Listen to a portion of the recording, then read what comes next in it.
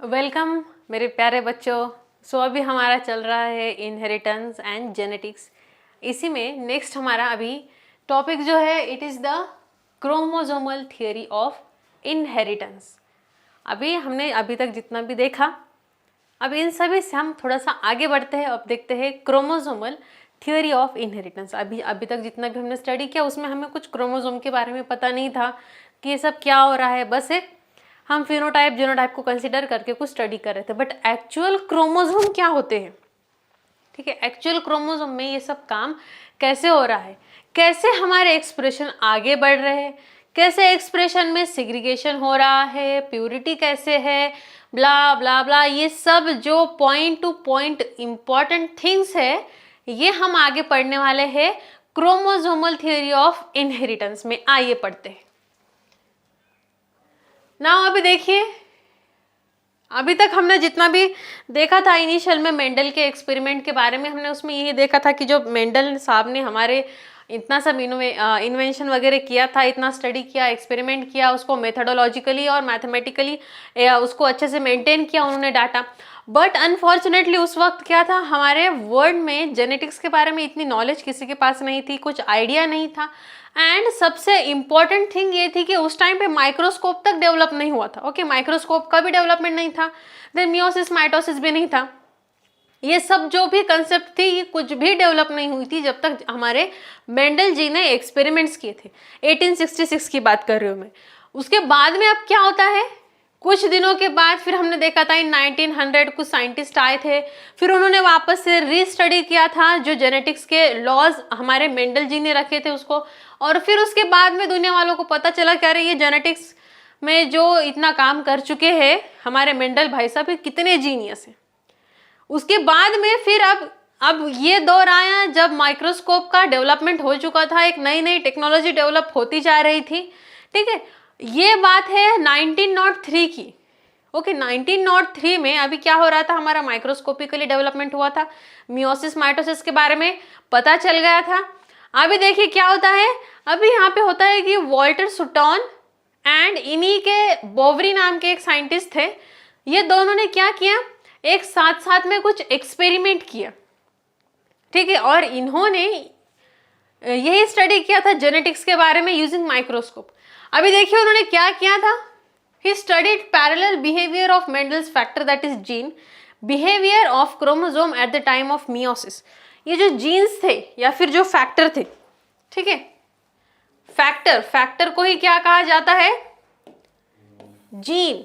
ठीक है, फैक्टर ये टर्म को मेंडल जी ने यूज किया था क्योंकि उस टाइम पे ये सब बातें इतनी डेवलप नहीं थी, इतनी टेक्नोलॉजी भी नहीं थी।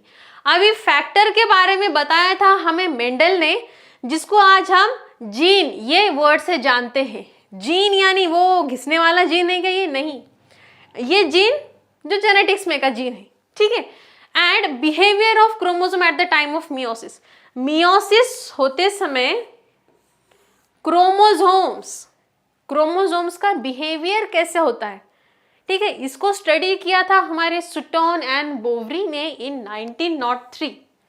ठीक है, इसका मेन श्रेय या फिर इनके काम को इतना नोन क्यों हुआ इनका काम, बिकॉज उस टाइम तक माइक्रोस्कोप था एंड माइक्रोस्कोप में उन्होंने ये सब चीजें स्टडी की थी कि मियोसिस होते समय क्रोमोसोम कैसे बिहेव करता है, और उसके ऊपर उन्होंने कुछ थियोरीज रखी आगे।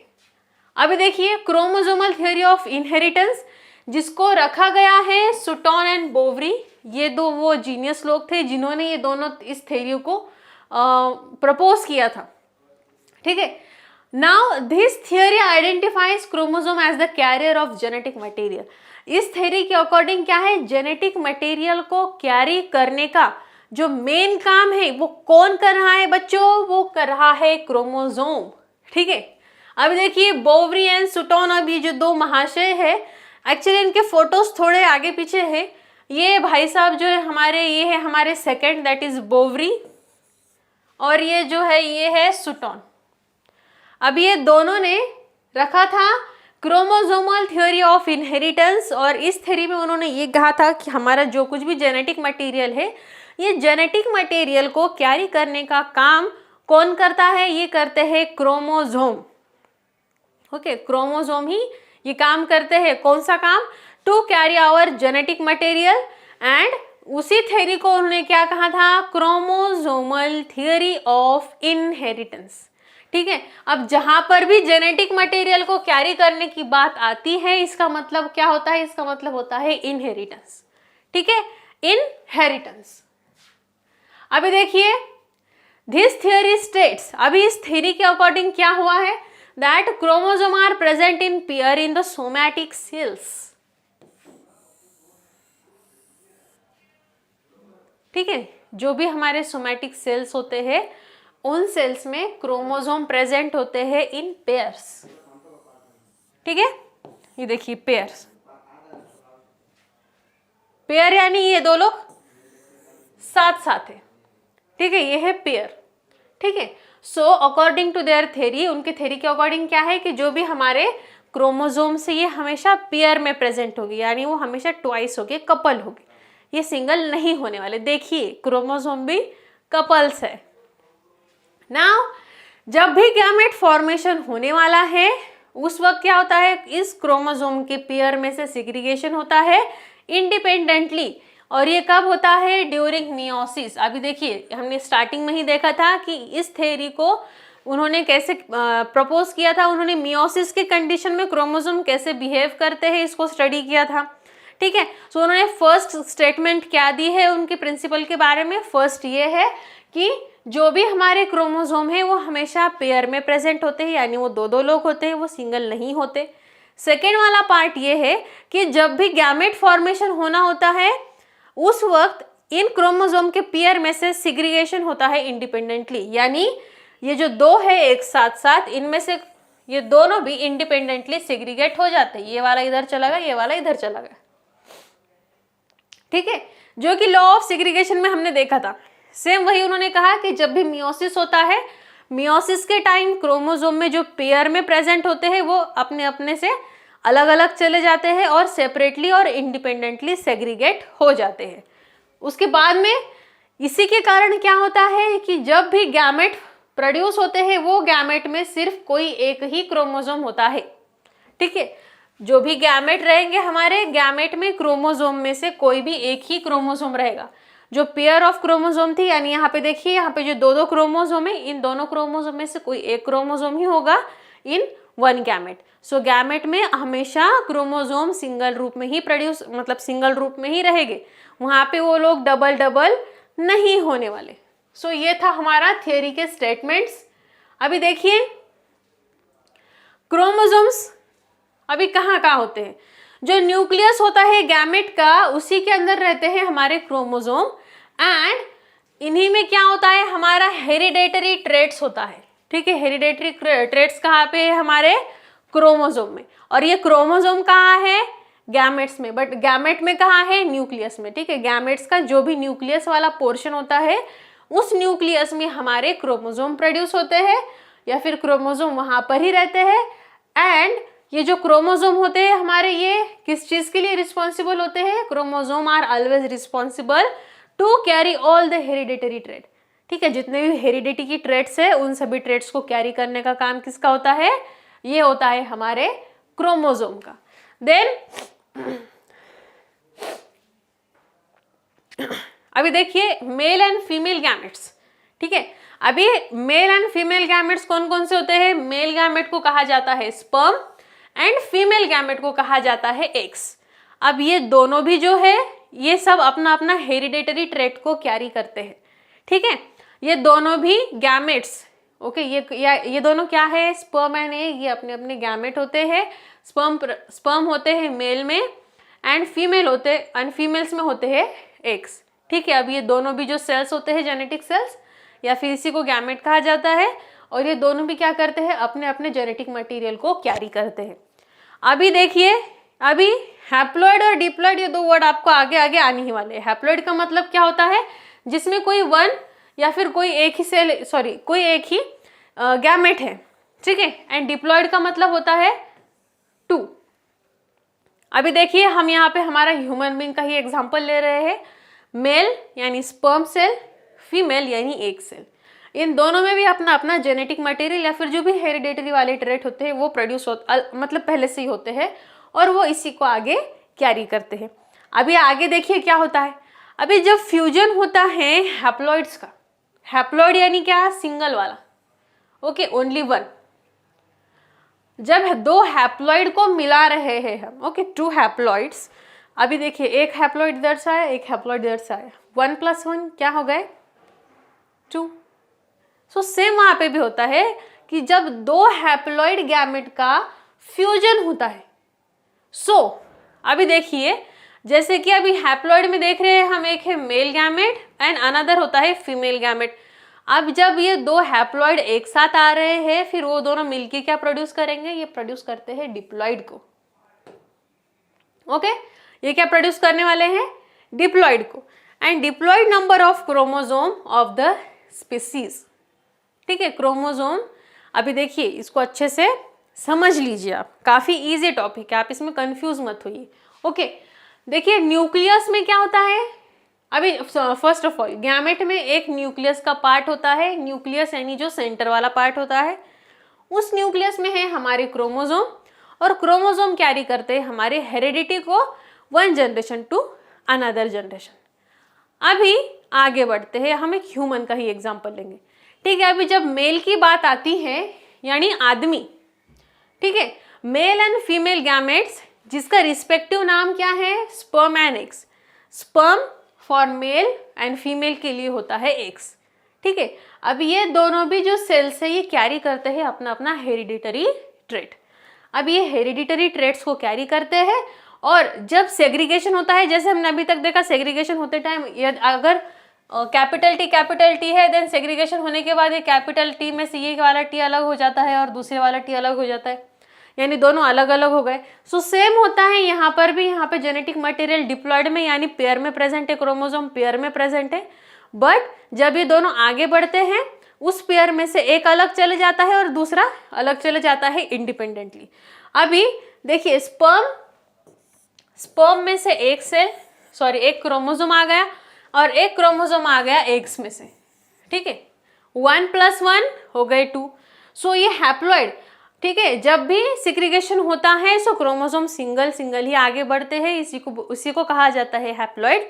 जब दो हैप्लॉइड का फ्यूजन होता है सो जो भी हमें आउटपुट मिलने वाला है या फिर जो भी बनने वाला है उसको क्या कहेंगे हम, डिप्लॉइड, यानी जिसमें दो क्रोमोसोम प्रेजेंट होते हैं। और ये एग्जाम्पल है हमारे ह्यूमन बीइंग का, ठीक है, समझ में आया आप लोगों को। हैप्लॉइड यानी जिसमें सिर्फ एक ही क्रोमोसोम प्रेजेंट है, डिप्लॉइड यानी जिसमें दो क्रोमोसोम प्रेजेंट होते हैं। अभी देखते हैं कि क्रोमोसोम यानी होता क्या है, ठीक है, ये एक ऐसा क्रोमोसोम का स्ट्रक्चर होता है। अभी आगे बढ़ते हैं, क्रोमोसोम। अभी क्रोमोसोम जो है ये एक फिलामेंटस बॉडी है, फिलामेंटस यानी धागों की तरह, ठीक है, डोरी धागा, यू नो, सो उस टाइप में कुछ ये बॉडी प्रेजेंट होती है। सो देख लीजिए, सो क्रोमोसोम क्या है, इट इज फिलामेंटस बॉडी, यानी कुछ धागों की तरह ये प्रेजेंट होता है, it is filamentous body and it is present in the eukaryotic nucleus. अभी देखिए यूकैरियोट्स एंड प्रोकैरियोट्स आपने पढ़ा होगा। Eukaryotes means the cell which is completely develop, जो कंप्लीट डेवलपमेंट हो चुकी है जिस सेल में उसको कहा जाता है यूकैरियोट, यानी जिसमें न्यूक्लियस और बाकी का अलग अलग जो सेल का पार्ट होता है वो सब सेपरेट होता है, उसको कहा जाता है यूकैरियोट, जो हम में है, यानी हम यूकैरियोट्स है। सो हमारे यूकैरियोटिक सेल में क्या होता है, क्रोमोसोम एक फिलामेंटस बॉडी है जो प्रेजेंट होता है न्यूक्लियस में। न्यूक्लियस प्रेजेंट होता है हमारे सेल के सेंटर वाले पार्ट में। अभी जो ये टर्म है देखिए क्रोमोसोम, ये टर्म 1888 में ही कॉइन किया गया था बाय W. वॉल्डेर, ठीक है। ये जो महाशय थे इन्होंने 1888 में ही इस टर्म को कॉइन कर दिया था, जिसका मीनिंग ग्रीक लैंग्वेज में होता है क्रोमो, इसका मतलब होता है कलर, ठीक है, कलर्स, एंड सोमा का मीनिंग क्या होता है, बॉडी, ठीक है। सो कलरफुल बॉडी कहा गया है हमारे क्रोमोसोम्स को, ठीक है। अभी ये वाला पॉइंट अच्छे से याद रखो कि जो हमारा शब्द है ये क्रोमोसोम, ये कहाँ से, ये किसने कॉइन किया था, ये कॉइन किया था W. वॉल्डेर ने। कब कॉइन किया था इन 1888, ठीक है, 1888 में इसको कॉइन किया गया था। Now the size of the chromosome, अभी देखिए जो क्रोमोसोम की साइज होती है स्पेसिस के अकॉर्डिंग अलग अलग होती है। कुत्ते बिल्ली में अलग होगा, ह्यूमन में अलग होगा, चूहे में अलग होगा, मतलब जितने भी स्पेसिस आप बदलते जाओगे सो उसके अकॉर्डिंग स्पेसिस में क्रोमोसोम की जो साइज होगी वो भी चेंज होने वाली है। नाउ ईच मेटाफेज क्रोमोसोम, अभी देखिए जो मेटाफेज वाला क्रोमोसोम होता है ये जनरली ईजी होता है to observe under the microscope. So metaphase का जो क्रोमोसोम होता है जनरली उसकी जो लेंथ है ये होती है 0.1 to 33 mm। ठीक है, ये कुछ डायमेंशन है हमारे पास क्रोमोसोम के। सो क्रोमोसोम की लेंथ, बट कौन सा क्रोमोसोम, यदि वो क्रोमोसोम हमारा मेटाफेज में प्रेजेंट है देन। ठीक है, सो मेटाफेज में अगर क्रोमोसोम प्रेजेंट है सो उस टाइम में उसकी लेंथ क्या है 0.1 to 33 mm एंड उसकी थिकनेस क्या होती है 0.2 to 2 mm। ठीक है, 0.2 to 2 mm ये उसकी थिकनेस होती है मेटाफेज में and this are visible during the cell division. अभी ये जो जितने भी हमारे क्रोमोसोम होते हैं ये विजिबल होते हैं जब सेल डिवीजन होता है उस टाइम पे। एंड अभी इसमें और कैपेबिलिटी क्या है, ये सेल्फ रिप्लिकेशन कर सकते हैं। इनका एक वाइटल रोल होता है हेरिडिटी में। ठीक है, हेरिडिटी यानी क्या होता है कि वही कि कैरेक्टर एक जनरेशन से दूसरे जनरेशन में जब जा रहे हैं उसको हेरिडिटी कहा जाता है। और ये हेरिडिटी पॉसिबल है just because of the chromosomes. And और क्या क्या पॉसिबल हो रहा है इन क्रोमोसोम्स के कारण, म्यूटेशन। म्यूटेशन माने जो सडन चेंजेस हो जाते हैं उसी को म्यूटेशन कहा जाता है। देन वेरिएशंस, वेरिएशन यानी जो हमारे पेरेंट्स का और हमारे बीच में जो चेंजेस होते हैं, जो चीज़ें डिफरेंट होती है उसको वेरिएशन कहा जाता है। और ये वेरिएशन भी क्यों हो रहा है, because of the chromosome. Then some evolutionary development, कुछ इवोल्यूशन होता है। जैसे अभी हमारे पास पूंछ नहीं है, ठीक है, शेपूट आहे का आपल्याला नहीं। सो जब इंसान या फिर जब कोई ह्यूमन बीइंग या लाइफ जब इस धरती पे आई थी उस टाइम पे हमें क्या थी, पूंछ थी, टेल थी, हम बंदर थे, बंदर से अब हम इंसान बने हैं। ठीक है, ये कुछ इवोल्यूशनरी जो चेंजेस होते हैं ये सब इवोल्यूशन का रिस्पॉन्सिबल कौन है, ये है क्रोमोसोम्स। अभी केमिकली जो यूकैरियोटिक क्रोमोसोम होते हैं ये डीएनए से बनते हैं, डीऑक्सीराइबो न्यूक्लिक एसिड। इसके बारे में हम आगे और डिस्कस करने वाले हैं। ठीक है, सो केमिकल स्ट्रक्चर क्या है हमारे इन क्रोमोसोम का, first DNA, histone and non histone proteins. ठीक है, ये सब कंस्टिट्यूएंट्स है हमारे क्रोमोसोम्स के। And chromosome are the carrier of heredity. ठीक है, ये बात अच्छे से याद कर लो कि हमारी जो भी हेरिडिटी वगैरह ये सब जो चीज़ें हैं जो कैरी होने वाले हैं इन सब के लिए रिस्पॉन्सिबल कौन है, the responsible thing is just chromosome. Chromosome के कारण ही हमारे पास हेरिडिटी ये कंसेप्ट आया है या फिर ये फिनोमिनॉन आई है। ठीक है, सो ये सब था basic information about our chromosome. अभी आगे बढ़ते हैं। अभी देखिए नंबर ऑफ क्रोमोसोम, कि क्रोमोसोम का नंबर क्या है, कितना है, इसके ऊपर से कुछ टर्म डिवाइड किए गए। अभी जैसे देखिए कोई भी हमारे पास क्या होता है कि हम जो कुछ भी लेते हैं वो नाप तोल के ही लेते हैं। ठीक है, या फिर जब भी हम स्टडी करते हैं हर चीज़ का हम कुछ ना कुछ मेजरमेंट रखते ही है। सो सेम अभी देखिए प्लॉइडी, नंबर ऑफ क्रोमोसोम्स, उसमें देखिए एक टर्म है हमारा ploidy, degree of repetition of the primary basic number of the chromosome that is X in a cell. Ploidy का मतलब क्या होता है, ये है repetitive number of primary basic number of the chromosome that is X in a cell. हमारे एक cell में कितने क्रोमोसोम कितने क्रोमोसोम प्रेजेंट है उसकी जो डिग्री है या फिर उसको जो हम रिप्रेजेंट करने वाले हैं डिग्री से उसको कहा जाता है प्लॉइडी। अभी देखिए यूप्लॉइडी का मीनिंग क्या होता है, जब हमारे पास नंबर ऑफ क्रोमोसोम जो किसी सेल में प्रेजेंट है ये एग्जैक्ट मल्टीपल है हमारे प्राइमरी बेसिक नंबर के। ठीक है, प्राइमरी बेसिक नंबर का अगर ये मल्टीपल है, प्राइमरी बेसिक नंबर अगर इसका मल्टीपल है देन उसको कहा जाता है यूप्लॉइडी। यूप्लॉइडी अब इसमें क्या आता है, जैसे कि हमने देखा हैप्लॉइड, डिप्लॉइड, यानी क्रोमोसोम ऐसे नंबर में प्रेजेंट है जो हमारा बेसिक नंबर का मल्टीपल है। ठीक है, बेसिक नंबर का मल्टीपल यानी जस्ट एक कि हमारा एक्स यहाँ पे n है और हमारा क्रोमोसोम है वह n, 2n, 3n। ठीक है, अभी ह्यूमंस में हमारे पास क्या होता है, पेयर में प्रेजेंट है क्रोमोसोम। ठीक है, पेयर्स में प्रेजेंट है। सो यहाँ पे हमारा एक्स क्या हो गया 2 हो गया। अभी यूप्लॉइडी में क्या होता है, अगर हमारे पास जो भी नंबर ऑफ क्रोमोसोम प्रेजेंट है ये एग्जैक्ट मल्टीपल है, ओके, अगर वो एग्जैक्ट मल्टीपल है हमारे प्राइमरी बेसिक नंबर के, प्राइमरी बेसिक नंबर यानी कि उसका जो भी डिग्री है उसके, ठीक है, like n 2n 3n 4n up to so on, ठीक है। अगर ऐसे फॉर्मेट में हमारे पास क्रोमोसोम प्रेजेंट है जो हम किसी एक नंबर के मल्टीपल में रिप्रेजेंट कर सकते हैं, ठीक है, सो उसको क्या कहते हैं, यूप्लॉइडी। देन एन्यूप्लॉइडी, एन्यूप्लॉइडी का क्या मतलब होता है कि समटाइम्स क्रोमोसोम का नंबर जो है वो एग्जैक्ट मल्टीपल नहीं होता, ठीक है। अभी जैसे यहाँ पे हमने देखा n 2n 3n 4n ये एग्जैक्ट मल्टीपल है, सो इस कंडीशन को कहते हैं यूप्लॉइडी एंड एन्यूप्लॉइडी। अभी देखिए यूप्लॉइडी के आगे ही यहाँ पे an लगा दिया जिसका मतलब होता है नो, ठीक है, नो। सो एन्यूप्लॉइडी में क्या होता है, यहाँ पे एग्जैक्ट मल्टीपल नहीं है, एग्जैक्ट मल्टीपल में क्रोमोसोम प्रेजेंट नहीं है। यहाँ पे एक तो हो सकता है कि एडिशन है या फिर डिलीशन है, ठीक है, क्रोमोसोम इसमें ऐड किए गए हैं या फिर माइनस किए गए। अब ये झोल वाला काम है देखो, ठीक है। अभी देखो प्लॉइडी का क्या मतलब होता है, degree of repetition of primary basic number of chromosome that is x in a cell. एक सेल में कितने क्रोमोसोम है, ठीक है, उनका डिग्री ऑफ रिपीटेशन क्या है, इसको कहा जाता है प्लॉइडी। अभी मेन कंसेप्ट आता है प्लॉइडी का नंबर के साथ, वो है यूप्लॉइडी।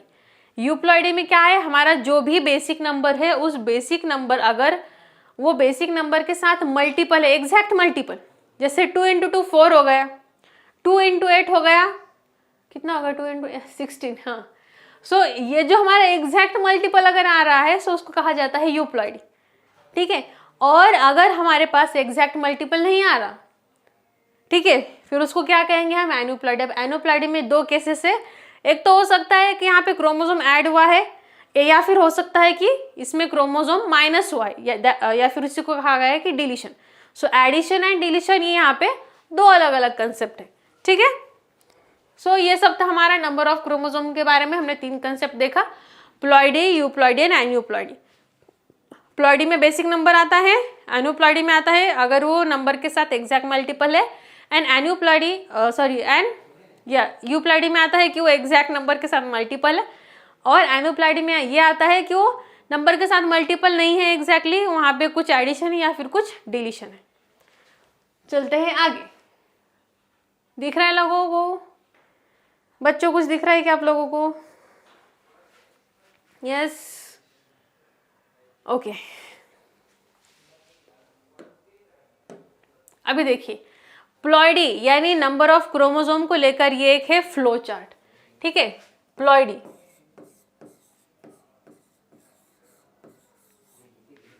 अभी देखिए प्लॉइडी में हमने जो अभी देखे 2 टाइप, यूप्लॉइडी, ठीक है, एक देखा हमने यूप्लॉइडी और एक था हमारा अनयूप्लॉइडी।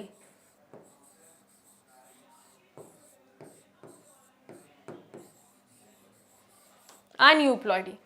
अभी यूप्लॉइडी में क्या है हमारा कि वो एग्जैक्ट मल्टीपल है, एग्जैक्ट मल्टीपल है। अभी इसके सब टाइप्स देखते हैं, n एंड 2n, ठीक है, एग्जैक्ट मल्टीपल। अगर मोनोप्लॉइडी है, सिंगल है, सो इसको क्या बोलेंगे, मोनोप्लॉइडी, उसमें आता है ओनली n, ठीक है। उसके बाद में है डायप्लॉइडी जिसमें आता है 2n, एंड एक और है उसको कहा जाता है पॉलीप्लॉइडी, ठीक है। पॉलीप्लॉइडी यानी इसके अंदर मोर देन 2 अगर है तो उसको हम बोल सकते हैं कि वो पॉलीप्लॉइडी है। अभी देखिए इस पॉली में और 2 टाइप्स होते हैं, एक है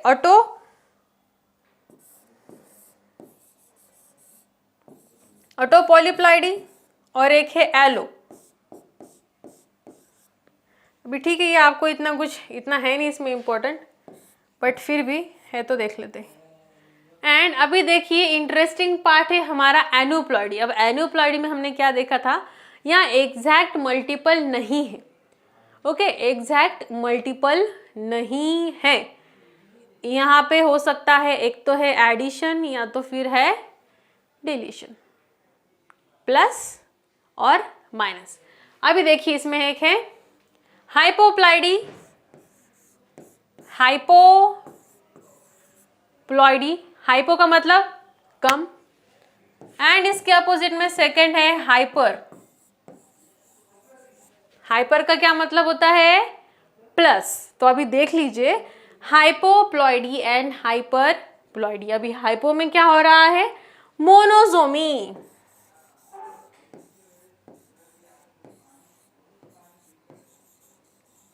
मोनोसोमी में क्या होता है? जो 2n है उसमें से माइनस हो जाता है 1, ठीक है। एंड अभी यहाँ पे है मोनोजोमी, जिसका मतलब है 2 में से 1 गया तो एटलीस्ट एक तो बच रहा है हमारे पास। दैट्स वाई यहाँ पे मोनो वर्ड को यूज किया है। मोनोजोमी जिसका मतलब होता है 2n - 1। अभी इमेजिन कीजिए अगर 2 में से 2 चला गया, दैट इज 0। 0 को क्या कहते हैं? नल। पानी वाला नल नहीं, नल। NULL, जिसका मतलब होता है नल मीन्स नथिंग। सो एक और कंडीशन है हाइपोप्लॉइडी में जिसको कहा जाता है नलोजोमी, यानी नथिंग। सो देखिए उसको क्या है? NULL, ओ नलोजोमी, जिसमें आता है 2n - 2, ठीक है। यहाँ पे -1 था, यहाँ पे है -2। अभी देखिए हाइपर में क्या होने वाला है? इंक्रीज होने वाला है। सेम कंडीशन रहेगा, 2n प्लस, जहाँ पे यहाँ माइनस है वो वहाँ पे प्लस हो जाएगा। 2n - 1 है, वहाँ पे हो जाएगा 2n + 1। यहाँ पे जो 2n - 2 है वो यहाँ पे हो जाएगा 2n + 2। अभी देखिए हाइपरजोमी में फर्स्ट है ट्राइजोमी। ट्राई यानी 3, सो 3 यानी 2n + 1, एक ऐड हो गया है। अभी देखिए 4 के लिए यूज होता है वर्ड टेट्रा। टेट्रा यानी 4, सो टेट्रासोमी। टेट्राजोमी जिसका मतलब होता है 4। अभी यहाँ पे क्या होने वाला है? 2n + 2। सो ये है कंप्लीट हमारा डायग्राम फॉर प्लॉइडी। प्लॉइडी मतलब देखो एक जनरल कंसेप्ट है। प्लॉइडी के अंदर क्या आने वाला है? हमारा क्रोमोसोम के नंबर कैसे है, कितने हैं, इसको हम स्टडी करेंगे under the heading ploidy. Ploidy में मेन 2 टाइप्स है, यूप्लॉइडी एंड अनयूप्लॉइडी, ठीक है। यूप्लॉइडी, अनयूप्लॉइडी। अभी यूप्लॉइडी देखिए जो हमने अभी तक पढ़े हैं हम, दैट इज यूकैरियोटिक सेल, इन सभी में यूप्लॉइडी होता है, ठीक है। यानी हम सब जो डेवलप्ड ऑर्गेनिज्म है उन सभी में। अभी देखिए यूप्लॉइडी में क्या है? Monoploidy, di and poly. Mono means अगर वहां पे सिर्फ n है यानी एक ही क्रोमोसोम। डाइप्लॉइडी यानी वहां पे अगर क्रोमोसोम पेयर में है उसको कहेंगे diploidy. And poly means more than 2 अगर है तो, ठीक है। अब उसमें भी आने वाले आगे सम ऑटो एंड एलो, ठीक है। वो हमारा कुछ अभी तक तो है नहीं हमारे स्टडी में वो। अभी देखिए उसको आगे पढ़ते हैं। एन्यूप्लॉइडी जो सेकेंड वाला पार्ट है जो काफी इंटरेस्टिंग होने वाला है। एन्यूप्लॉइडी में क्या होता है कि जो हमारे क्रोमोसोम का नंबर है वो किसी एक नंबर से डायरेक्ट मल्टीपल नहीं है, कोई ना कुछ में एडिशन है फिर डिलीशन है, कुछ ऐड कर दिया फिर कुछ माइनस कर दिया, ठीक है। ऐसी कुछ अलग कंडीशन है। अभी इसमें देखिए एक तो हो सकता है हाइपो। हाइपो यानी कम। हाइपो का मीनिंग क्या होता है? लेस। एंड हाइपर का मीनिंग होता है मोर। सो हाइपोप्लॉइडी इसमें आता है मोनोजोमी जिसका मतलब है 1, जिसमें आता है 2n - 1। एंड नलोजोमी मीन्स कुछ भी नहीं, दैट इज 2n - 2, ओके। अभी हाइपर यानी हाइपर में होने वाला है समथिंग एक्सेस, मोर, ज्यादा। सो हाइपर में है ट्राई एंड टेट्राजोमी। ट्राई का मतलब 3 एंड टेट्रा का मतलब 4। सो ट्राई में है 2n + 1, 2 और 1 होता है 3, इसलिए यहाँ पे है 2n + 1। एंड टेट्राजोमी में है 2n + 2, दैट इज जहाँ पे हो रहे हैं 4, 2n + 2। सो ये सब था हमारा अबाउट पॉलीप्लॉइडी। अभी आगे देखते हैं स्ट्रक्चर ऑफ क्रोमोसोम। ओके, ठीक है, हम स्ट्रक्चर ऑफ क्रोमोसोम से आगे कंटिन्यू करते हैं। तब तक के लिए सी यू, अच्छे से स्टडी करिए, बाय।